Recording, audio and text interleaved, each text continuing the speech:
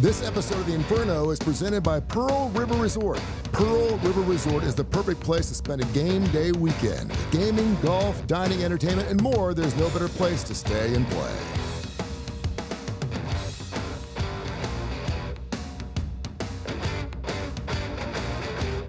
Welcome back to the Inferno. Mark Ingram, yes, the UAB athletic director, along with our special guest. He's really not a special guest. It's his show. Trent Dilfer will join us a little bit later on the show. Andy Kennedy will also join us in the coming weeks. And we also have an underdog in the studio, a special guest, Francis, whom no one can even see until all of a sudden you realize that Mr. Ingram has a little puppy dog in his arms. Yeah, and Francis is in tow today. You know, last week was National Dog Day, and I did not bring Francis. It was National and International Dog Day. International? Yes, it was International Dog Day. It was a big day. They cleaned out the shelters. Well, Francis is German, and so international makes good sense. They call that a wiener dog, and, I like that. It's a Bahama Mama right there. The Inferno, of course, always brought to you by Legacy Credit Union. Legacy Credit Union, the official credit union of UAB.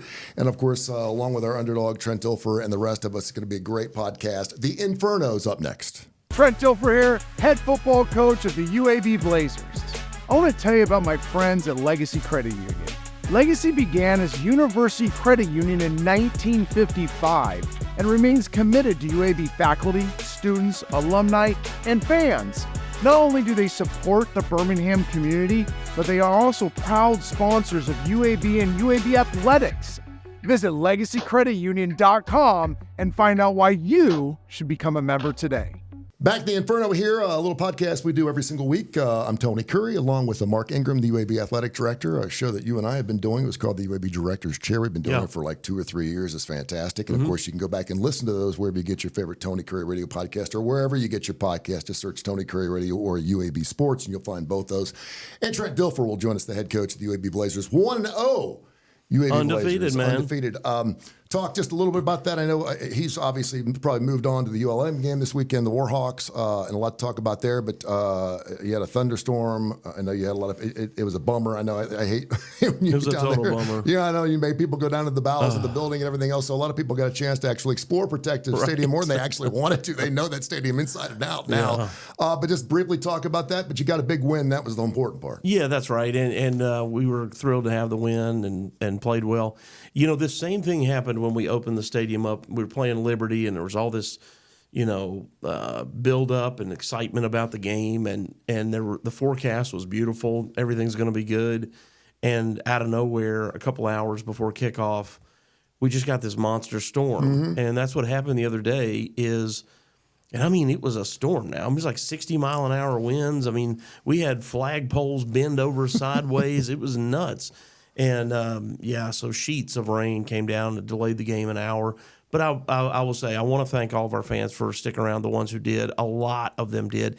And a lot of our students stayed, which I did not think would happen. I totally thought, the students, they don't really have a place to go the same. Like they ride a bus down, most of them. They don't have a car to go hide in if they want to hide in the car. And there were still almost 2,000 students that stayed, which was awesome. And we did this student run out, which we started last year with our freshmen, which was a ton of fun.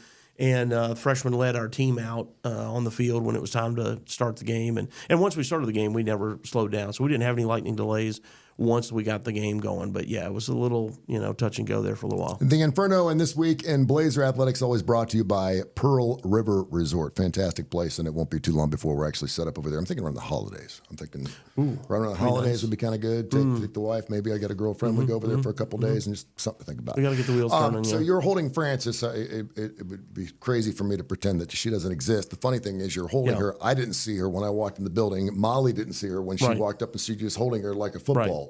Is it easier to hold her or a football? Well, the football doesn't squirm on its own. Sometimes Francis does. You ain't fumbling that, though. Yeah, no. Amy and I have we have 4 children, 3 of which are out of the house, and we made the good move of getting a baby, and because we just didn't have enough to do. And, we've always had dogs for dog people, so we got a dog. So hold on, let's back it up a little bit.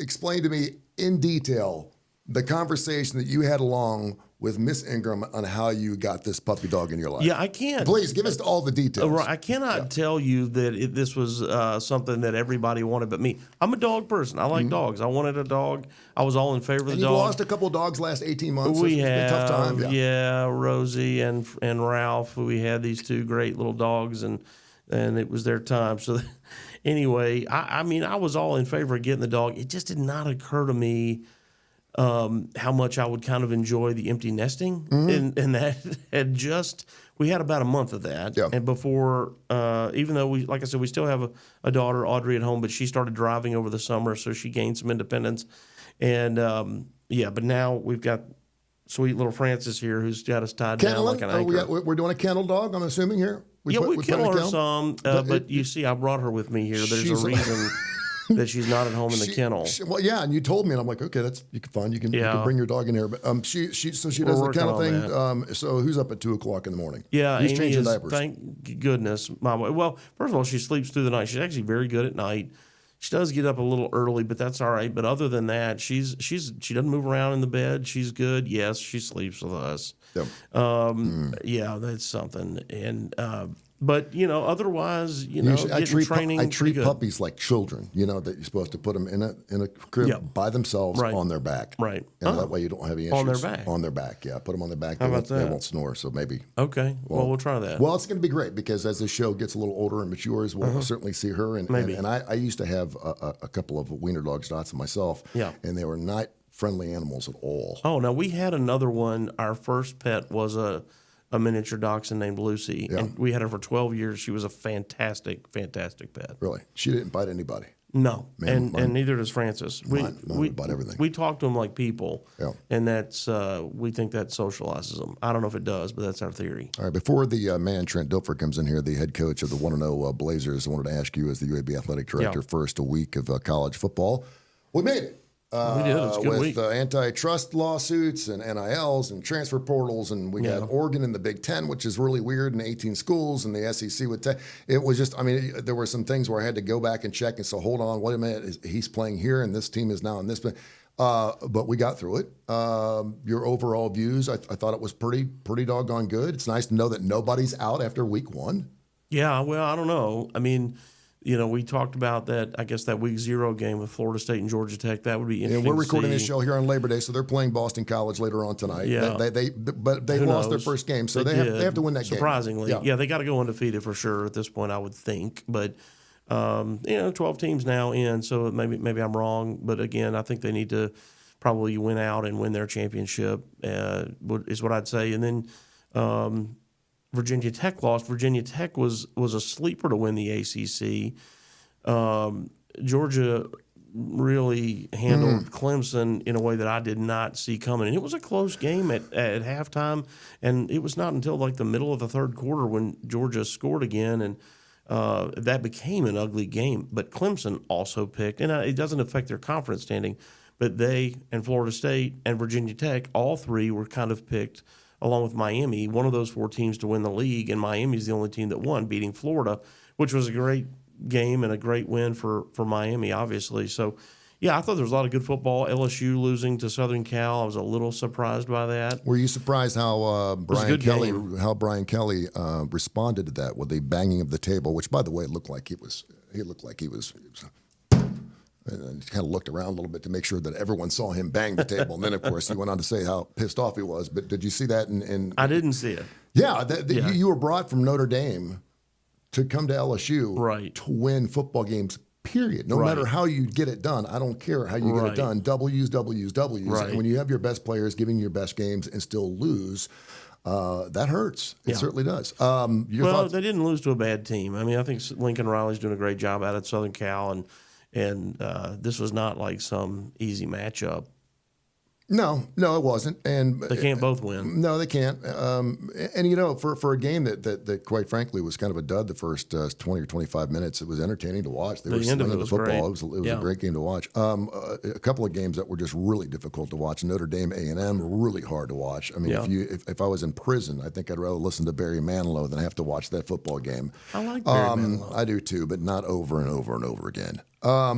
Oregon, what's going on with Oregon? I didn't know the Vandals of Idaho were that good. Yeah, and Idaho dropped back to FCS within the last 10 years. They got a payday, didn't they? They got like $1.2 million to play Oregon this past weekend. Really? Yeah. Holy cow. Yeah, you want to pay me to beat you up? That was kind of amazing. That's a big number. I don't know what to think. And, of course, I have a son that's going to Clemson right now. We're going semester by semester, probably based off what they do on the football field. It looks like he may not make the second semester. He was over at his mother's, and I was texting him, I'm sorry, honey, I know this is brutal. I actually had George in that game, minus the 13. That line was way too high, so I'm going to take the side that looks like I shouldn't.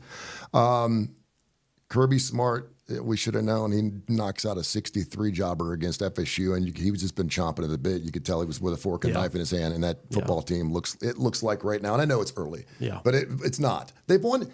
Can you explain to me how difficult it'd be to win 40 consecutive regular season games? They're 40-2. Yeah, in their last 42 games. That's a remarkable stat, really, because they're playing a tough schedule in their own conference, and then they've thrown in some games like that Clemson game along the way too. I mean, they're not shying away from competition. I mean, they've been incredible the last 3-4 years. It's been really the only other game I'd say that was kind of weird to me, and you mentioned them earlier, Miami of Florida. It looks like they're kind of pausing the right direction, and Florida, not the sure. swamp just doesn't. Bill Napier, sure. I just don't know what to think of that. You know, I saw the over under was 4.5 games. Could you imagine at one point during any season where an Alabama, a Clemson, a Georgia, a team that's won national titles would have an over-under of 4.5 wins in a season? I mean, this is a team that's just, 18, 19 years removed from winning back-to-back championships. Right.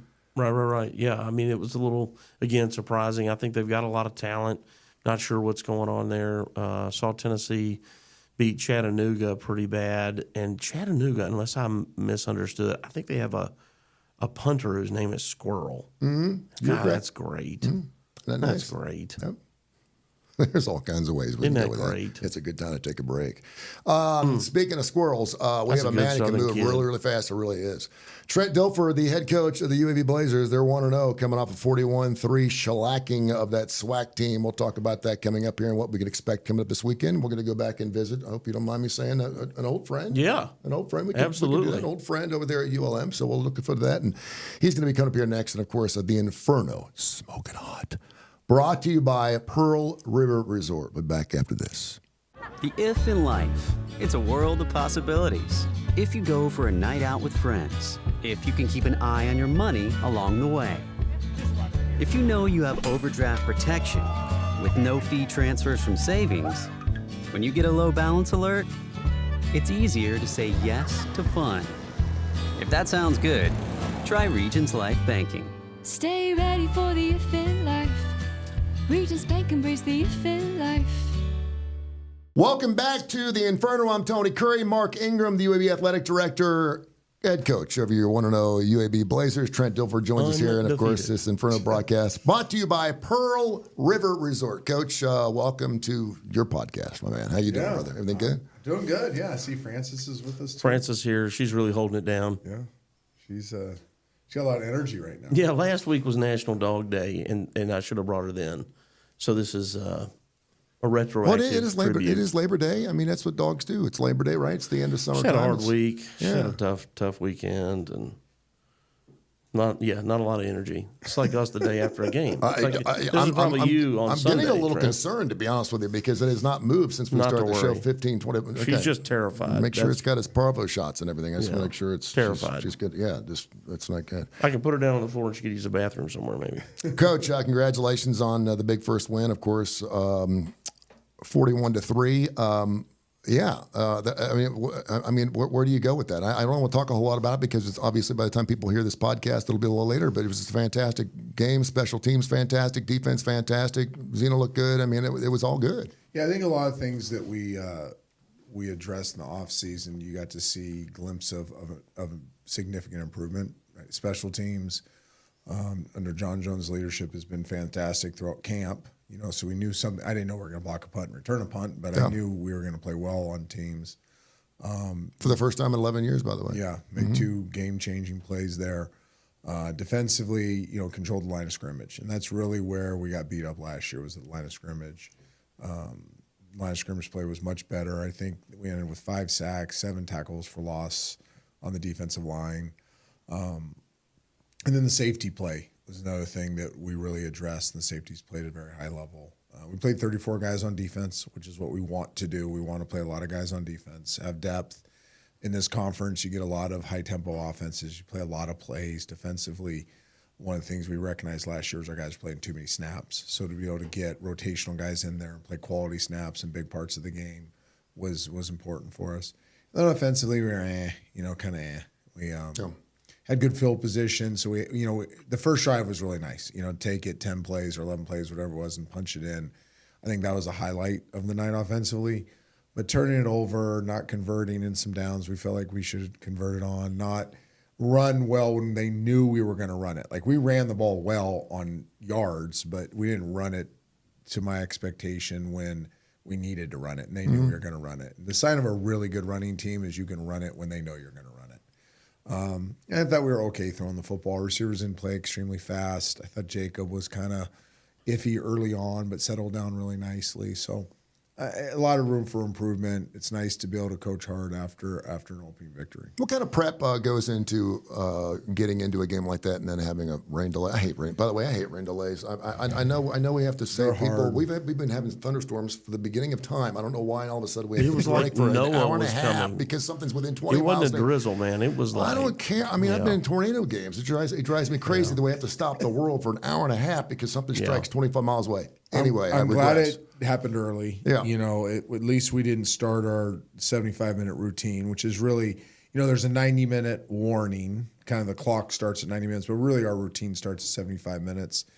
And we were able to have the delay before the 75 minutes. So our kids basically just hung out in the locker room. They had a couple quick little reminder meetings, but they listened to music, hung out, kept it pretty loose. And then we're able to kind of go into that mission mindset with 75 minutes out and not get delayed again. So that was fortunate for us. And I thought they responded well. We did not respond to our 2 delays last year very well. Yeah, I remember. Yeah. So it was nice to respond well. The Inferno brought to you by Pearl River Resort. He's the head coach of the UAB Blazers. Trent Dilfer, UAB athletic director, Mark Ingram, on Tony Curry. I hear something every year about this time of the year. We set a record 26 teams this Saturday scored 50 or more points. 34 teams scored 48 or more points. One team, Abilene Christian, scored 51 and lost to Texas Tech 52-51. And so you see this a lot where a team will get up really early, and UAB obviously did that, and then you like to sit guys and get a lot of guys playing on defense, this, that, and the other. And that's great. But I always hear, well, that way they don't have to show their playbook. I always hear, well, that way we didn't see a whole lot from them in the second half because they didn't want to show too much their playbook. How much of that is true? And do you go into a game, into a SWAC team, you're favored by 26, so let's be real, you should win by 26. Do you look at this and go, I hope we don't need to look at these, and I hope we can just get it done with this? And how often do you change that and deviate that? Yeah, it's actually a great question. We do exactly what you said. We had our hope to win with game plan. We had our, if we need stuff, we'll pull it out game plan, and then we had the holy crap, we didn't play very well, we're going to come back game plan. Yeah. We build those every week. We carry a lot of volume offensively, a lot, like more than most NFL teams. We ask a tremendous amount from our offensive players to learn. Sometimes it is a problem. Like we know it can be a weakness if they don't grasp it and they're playing confused. But yeah, there's stuff that we have been practicing for ULM for quite a while that was in this game plan, but now will be carried over for them because we didn't have to show it. But I think most teams do that. I think you do. I guarantee Ernest Hill, the defense coordinator for ULM, when they had that 2-score lead, didn't run some defenses that he's saving for us. Yeah. So, I think that's the kind of the today chess match. Today's a Monday. It's a game plan day. We're in offices all day long looking at film and grinding and developing game plans. And that's part of the chess match is, okay, what did they not show? What can they do from this, structure? What have they not seen us do? What have we set up with stuff we run? So even if they're listening, this is not a surprise. I mean, this is how it works at all levels. And then the one thing that I do, and I hope they're listening, is I will purposely run things for the next opponent to have to practice to set things up in the game because I know how they have to respond to them. So There you go. we ran 5 or 6 things that we kind of now know exactly how the next team will respond to those things. Therefore, we have a tactical advantage for what we want to run. So they have 2 choices. They can sell out on the thing or they can play really passive to play the thing. And either way, we feel like we're in a winning stance by doing so. Well, hopefully we'll have to get that holy crap book. I don't ever want to see that. Yeah, Holy I don't Crap like that. book That's a at the end bad of one. That one came out too often last year. That was amazing how many times we called those plays last year. It's like, I really don't want to call these plays. Dang it, we're calling these plays again. Is there anything beyond the holy crap book? Yeah, no, that's the... hit the golf course again playbook. Yeah, a good storyline, and we know this. Bryant Vincent, of course, the former interim coach here at the UAB Blazers, of course, spent 4 or 5 years here and went to New Mexico. He is the ULM head coach in his first year there, and kind of cool because I know there's a lot of Blazer fans that really appreciated what he did for Blazer Nation, but now it's time to go and knock his teeth in. Well, and there's others too. Right? There's 18 total coaches or players on ULM's coaching and player roster that are from UAB. 18. And coaching wise, there's some really good ones. You know, Taylor Dupuis, who's now their quarterback coach, coached for us last year, is a great young coach. Not a good young coach, a great young coach. Tanner Luker, who was here, is their senior analyst defensively and has a real strong fingerprint on this defense. We know him very well, so they're doing a lot of stuff he likes to do. And others. So Ernest, who was with us last year, their defense coordinator. So this has been a challenge. I said this on the press conference this morning. I'm like, you know, I'm not going to lie about this. There's some concerns now. They know the ins and outs of what we do. Like Taylor knows everything about this offense, everything. Yeah. He could go to practice tomorrow and call this offense. So they know our philosophies. They know my MO. They know Mort's MO. They know the strength and weaknesses of players. So we also know how much this means to them. You know, they spent all of June practicing for us. We know that. So we're expecting their Super Bowl. We're expecting the best possible version of ULM with they've opened up our envelope and read our mail a little bit too. So this really comes down to us being the best version of us. They got a victory their first week against Jack State. I always wondered this question. I'm so glad you gave me something that triggered the question.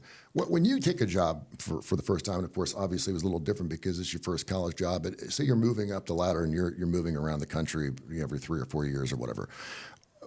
Who do you take with you? Does it hurt feelings of guys? If I played your defensive coordinator for 3 years and you end up going to Ohio State as a head coach and you don't take me with him, am I pissed off at you? Is that work? And then how often do you try to keep the guys that are there, or are they going with the next guy depending on whether you get fired or not? Yeah, so I'd have to speak on this, my relationships, friends that I know have gone through this. I think it's both. I think there's times you lose a guy that you've really invested into and he leaves you for a lateral move, that hurts. You know, there's a lot of coaching scars from that lateral move, from a guy that you brought up through the business. But then a lot of us that want our coaches to elevate. You know, if a coach has the opportunity to go make a significant amount more money, go to a higher conference, that's a good thing. You know, and usually, at least I do this, I'm training a bunch of young guys underneath them too. You know, you hope that you're successful enough to have some attrition in your staff, and you want to bring the next guy up, and he kind of plug and plays, much like the portal. Like if you have a really talented player and you know he's going to, outprice himself, you want to develop a young player behind him to then take his spot. So I think it works out. I think the biggest thing that I've seen with my friends in the coaching business is the lateral move thing. That one can get gnarly. Like that one, there's wives involved. There's kids growing up involved. There's a you're my guy. Like I did I literally got you from a high school program. I raised you. I made you a GA. Then I made you an analyst. And I gave you a room. And then I empowered you to call plays. And you're my guy. And you're going to what? You're going to go to this guy down the street that we've talked about beating for the last 4 years? Wow. That one's rough. Like I've literally seen families fractured by that. Guys that were best friends never talk to each other again. That one can be really gnarly. And then it gets into and you stole our secrets. So you got to remember, we have tons of data in our building, tons, paper, digital, just tons of stuff. When Taylor Dupuis left to go to ULM, we literally shut down the building. Like I called everybody and freeze every hard drive, every video, everything. Change every password, everything. And they're like, well, we don't have to do, no, there's firewall. I'm like, I don't care if there's a firewall. I don't know what a firewall is. I want everything changed because, you know, I love Taylor Dupuis. I'd hire him back. But if he's on his way out and he's taking stuff from my hard drive or my personal work computer or our offense or recruiting or whatever, I don't want BV, who I love, but I don't want BV to have that. Like, we're trying to beat him. So there's some of that too. There's this espionage, like conspiracy theory thing going on too, with how much information can other coaches get from places they just left. We have no firewalls, by the way, on the Inferno. No, but it's a good thing you got one in your house. It is. Coach's Corner brought to you by Pearl River Resort. A very short break, then we're getting to the hot topic. We're going to the grill. We're doing the show on Labor Day. We're going to talk about what kind of meat Trent puts on his grill. Okay. He's going gas or charcoal. Okay. All right? We'll do that next right here on the Inferno. Are you getting sacked by monthly fees on your checking account? Trent Dilfer here, head coach of the UAB Blazers. Legacy Credit Union's everyday checking account can get you back in the game. No minimum balance, no monthly fees, and get paid up to 2 days early. Check out LegacyCreditUnion.com for more information and apply today. Legacy, the official credit union of UAB. Another part of the Inferno, Trent Dilfer, the UAB head coach. Mark Ingram, the UAB athletic director, you know him because we've been doing shows together forever. I've always wanted to do a podcast that was off the air, like what we talk about when we're not doing the podcast. But then I was told that is the podcast. Yeah, like you're on air, right? You're doing an on air show, and you're like, if we do the behind the scenes things, that's the podcast. And then I want to do behind the scenes. So can I give you a story real quick? Yeah, we have time for a story. Absolutely. So when I was doing Monday Night Football pre and post game show, my favorite 2 years with Ray Lewis and Steve Young. Stuart Scott did one before he passed, and then Susie Colbert. And we'd sit on Gruden's bus. That's where we stayed while Gruden called the game. And Ray and I have been doing this forever because we played together, but we can't watch football together because I see it from an offense perspective. He sees it from a defense perspective. And when I say it pisses him off, it lights him up. Because all I ever see is, I would have taken advantage of you there. Oh, you look at you took the cheese there. And I just knock your face and I'll run to the ball. And that's chicken crap. You can't run that stuff. And so we'd sit in the back of the bus where the big TV was. And finally, I told Steve, and it was me, Steve, him, and Stuart would kind of be up front, and there'd be a producer or whatnot. I got a little crowd in the back. I'm like, I can get Ray out of here, Steve, if you want. He's like, yeah, we need more room back here. Because Steve would like to take a nap. Like Steve Young, he's like 80 years old, it seems like. And he'd lay on the bed and take a nap and work on his phone. I didn't get him out here easy. So I just started talking about offense all the time and how much better offense is than the defense. And he would steam up to the front of the bus. And then when there's a great defensive play, he'd run back and start talking crap. And our producer, Matt Garrett, who does Game Day now, Matt goes, this would be the best show on television. He's like, all of you could just control your language. This was pre-Pat McAfee. Yeah. Now, we could do this now. Oh, yeah, he says whatever he Pat wants. has kind of said... Nick Saban dropped an S word in it. I think it was set up to do. I couldn't believe it. I think it was set up. So funny. now we could do it. But like back then, we're like, this would be the best show. People have no idea. Like, this game is going on. But behind the scenes are two Hall of Famers and some scrub me just getting after each other on what's going on in the game and arguing and talking about the post-game show. I'm going to make you look stupid on this highlight, blah, blah, blah, blah. We'd throw candy at each other. Like, it was off the charts. We always thought it'd be a great show. Never made TV. You guys are still after it. You can still get it done. It'd be great. Yeah, it's funny. The profanity thing is a really interesting thing to me because I was around for the Janet Jackson debacle, right? Yeah. And we got we got letters to every radio station, every personnel saying that you will be fined $583,000 if you drop any type of profanity. So we started dropping "Who Are You" from the Who because they said the Who, that's you. We couldn't play Van Morrison's Brown Eyed Girl because he talks about making love in the green grass behind the stadium. We couldn't play that. I was like, "Are you?" So I mean, every song that had hell, damn, whatever, we had to cut all that stuff out. And I was like, "What in the world are we doing here?" Because I mean, half the classic rock catalog we play had something in it. You know, I mean, Life in the Fast Lane. I mean, there's a million songs. And so then I see, Pat, and I realize that you have a disclaimer, and that sets you off a little bit, and people can leave you alone. But Can we have a disclaimer here? We put a disclaimer on the screen and we say whatever we want? Well, no, but Is that what that means? this is a podcast. We can do whatever we want. We're not regulated by the FCC unless they would run it on a radio station. We're just trying to make it a family I can show. do or say whatever I want on my podcast. On Right. your podcast, you can as long as you allow me to do so. But it is interesting because Pat has kind of opened up, and I was really surprised. Now, Nick has dropped an S-bomb a couple of times on Hey Coach when he was on scene, like at a Buffalo Wild Wings or a Victory, whatever. And so I laughed. I thought it was funny, but I was kind of like, wow. And of course, I think Kirk Herbstreit said it best. You just broke the internet. Yeah. But No hilarious. holds barred now. No doubt. Great stuff, my man. Appreciate you. Good luck to you and your staff against La Moreau this week. Look forward to starting. So that's the the season hot. I totally hijacked the hot topic. no, I'm just getting through this part here. Now we can go to the hot topic. You want to go? And again, this is your show. We can go as long as you want. But I do want to ask you. I was a gas guy forever. I'm not doing this primitive. I must have charcoal and I must go out and kill my own food guy. I'm BS. I mean, I like gas. I like it quick. I like to get in, get out. I don't want to spend the whole day over a hot grill. I don't. Unless I'm with a bunch of people I don't want to be near and I'm just getting drunk on my own, right? Yep. So I went charcoal, and then we mentioned, we were talking about Francis here, the puppy dog, and then I mentioned the fact that I had goats. We talked about goat yoga. I don't know how we got into that.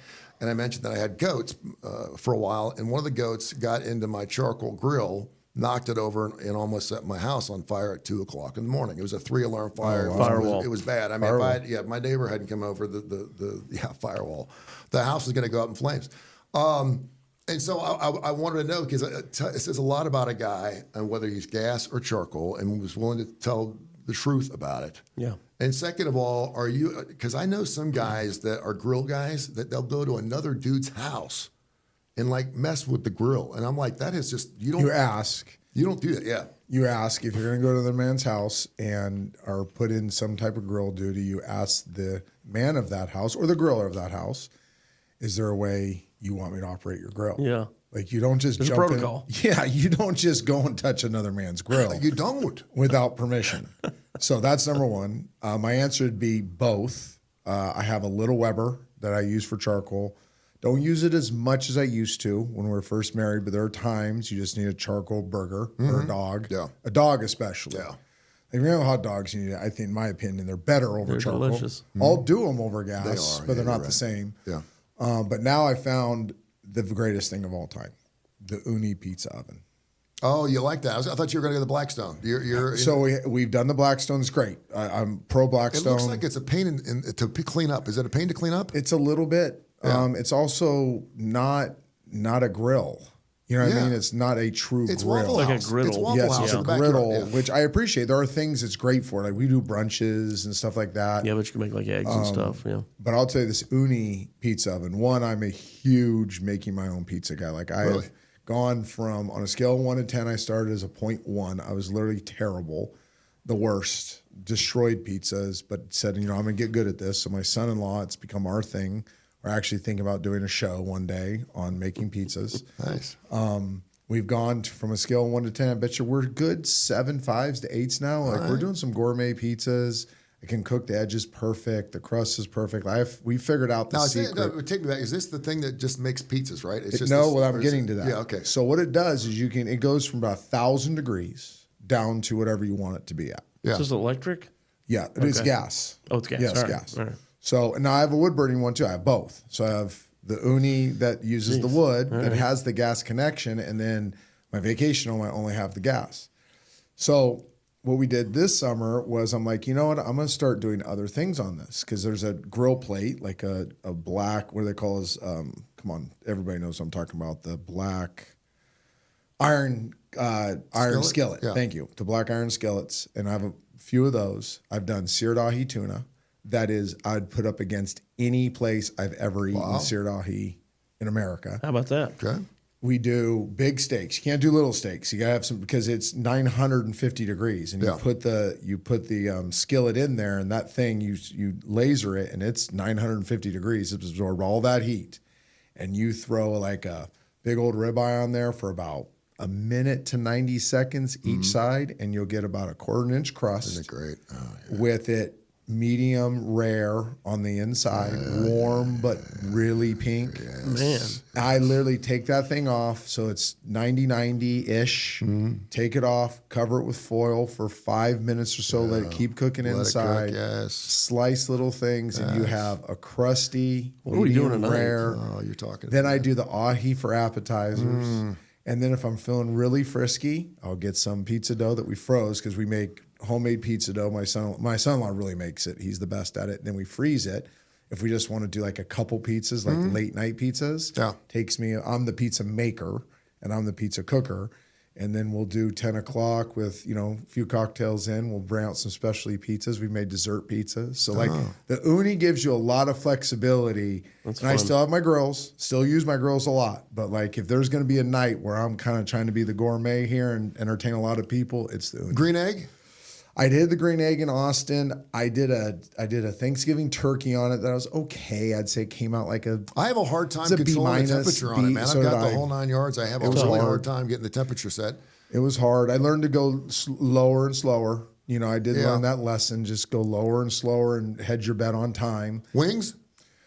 I did. I screwed up wings on the green egg. I also have a pellet grill. I have a Rectech that I've done wings on that are pretty good. I do like. Have you the ever pellet had all the grills. grills going at one time? I have.